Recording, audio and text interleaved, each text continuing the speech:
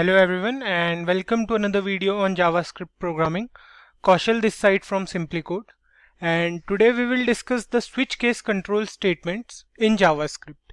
In the previous few videos, we have been going through the different types of control statements, and in the last video, we saw the if-else statement present in JavaScript. Before we begin, please press that subscribe button and help us grow. So without any further delay, let's get started. The switch case is another conditional control statement, and just like the if-else control statement. There's a difference between the usage of if-else and switch case statement. Now both if-else and switch case works with conditions, and we have to choose when to use switch case over if-else. Switch case is generally preferred over the if-else when there is n number of test cases present, or we can say when we are working with a lot of conditions. Let's say we are working on a program and you ask the user for an input between 50 and 100, a numeric input basically. And in the output, we have to print the textual form of that number. Suppose if the user enters 75, right? The output will be like this. So what we are doing, we are taking a number from the user as an input and we are printing the textual form of that number, right? So we can use the if-else, or we can say else-if control statement, but the program will be so lengthy and not so clean. Also, switch case is much more efficient than if-else when it comes to execution time. Like if we have n number of conditions, then using switch case is a better option. We'll get to know why in a bit. So let's move on to the programming part, and today we'll write a program where we have to find the month in a year by accepting its number. So we have 12 months in a year. For example, if we enter 4, then the output will be April. And if we enter 8, then the output will be August, because August is the 8th month of the year, right? So I hope you guys are clear with the question. Of course, we can do this program with the help of if-else statement, but we discussed earlier that using if-else in such cases is not efficient, right? We can use switch case in this scenario.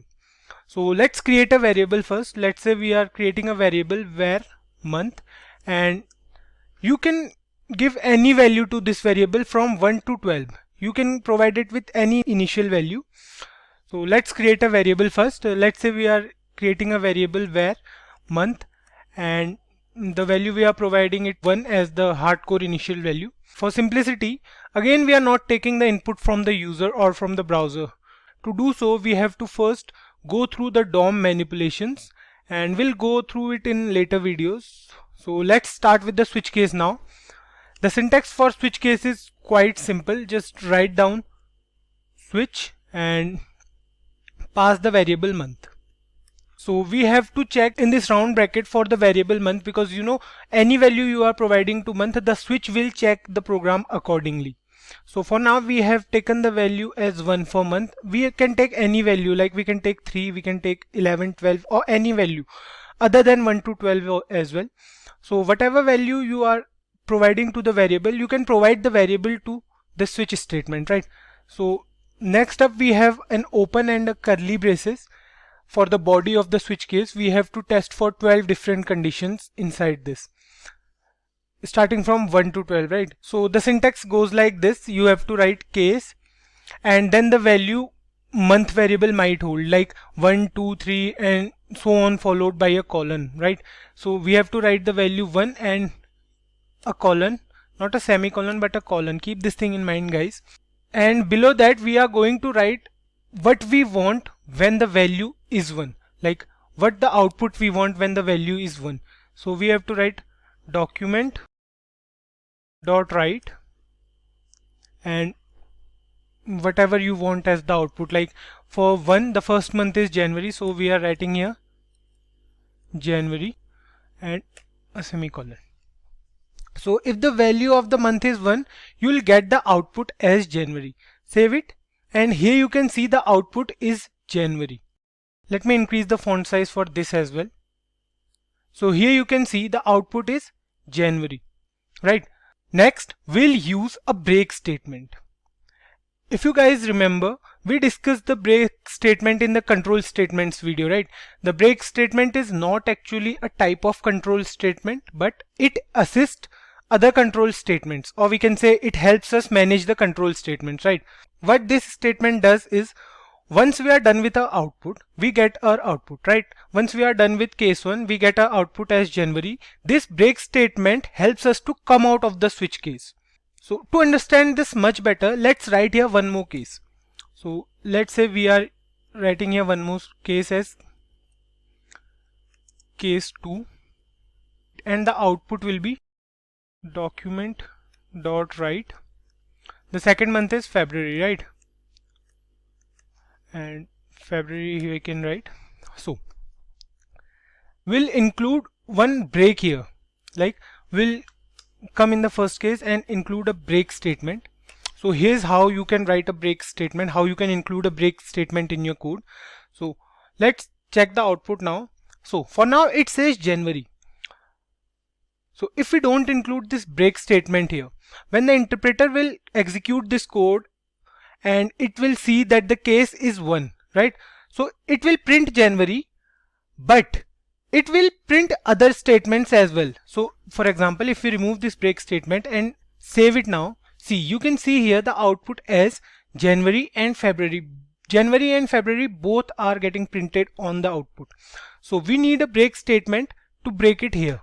See, the value is 1, and if we include break statement here, the moment the interpreter finds the answer, the correct answer as January, it will come out of the switch case. So I hope you guys are getting this. Similarly, we'll write all the cases for all the months. Let me show you all the cases. So here you can see on your screen that we have 12 different cases from 1 to 12, one for each month, depending on the value the variable month is holding, right?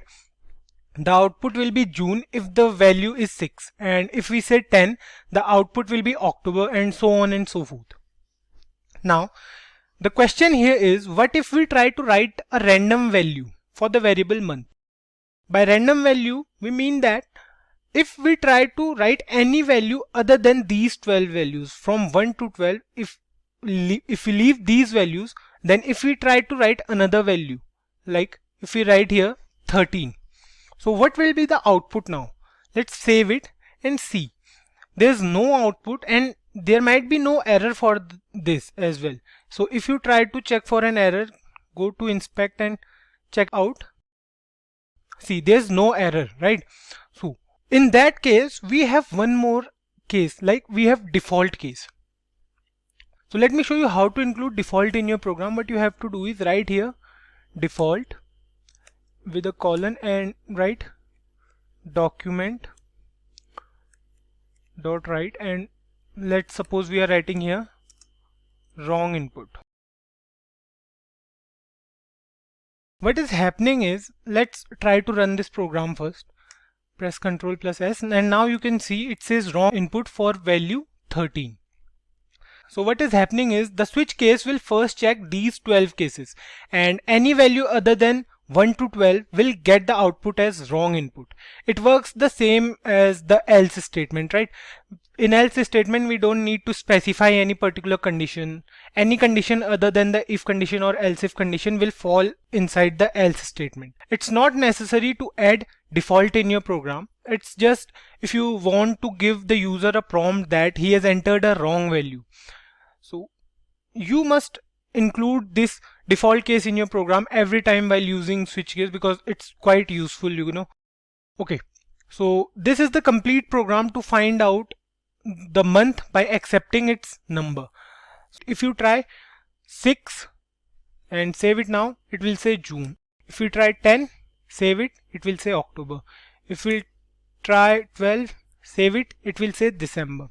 So I hope this is clear to you guys. Next up, let's discuss about switch case in detail, because the switch case in JavaScript works differently from other languages. Like, switch case is also present in C++ and Java, but in JavaScript it is a bit different. So in JavaScript, switch case can accept numbers, it can accept strings and boolean values as well. Now let's have a look at how the switch case works with string values. So here is an example of string values. you can see the value variable month is holding is June, right? And you can use this string in case as well. So here you have to give the case as a string value, right? Because we are using switch case statement with strings. So the first case here is when the value will be June, the output should be 6th month, and when the value is July, the output will be 7th month. So let's check it out if this is working or not. Let's save this program and see. For June it says 6th month, and similarly we can check it for July as well. Let's check for July, save it and see, it says 7th month. You can include the default case as well if you want to. It will be similar, like there's no difference for default case. Let me show you how. We'll write here wrong input.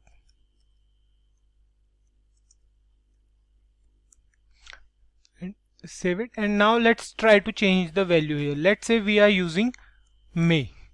Save it and see, it says wrong input. What if we use a numerical value here? Let's try to use 2. Save it now. It says wrong input for 2 as well. It will give you the output when the value is either June or July. So any other value you try to use here, it will give the output as wrong input. In the same way, it works for Boolean values as well. Let me show you how it works for Boolean values. So what you have to do, instead of 2, you have to give here a Boolean value. Let's suppose you are writing here true. And for true, you have to change the case as well. For true, you have to change the output as, let's say for true, the output will be 1. Okay, and similarly for false, the output should be 0. And the output should be wrong input for any other case, right? So save it now and see, here for true it says 1. The output you can see here is 1. And if you try to do the same for false, like let's write here false, and now try to check the output. See, here it says 0. You can see the output is correct, right? So with this we are done with the video, guys. See you in the next one, where we'll go through the iterative control statements. We'll start with the for loop. We have discussed the iterative control statements in the previous videos when we discussed control statement. So if you liked this video, do give it a thumbs up, comment your doubts below, share it with your friends, and don't forget to subscribe Simply Code. Thank you.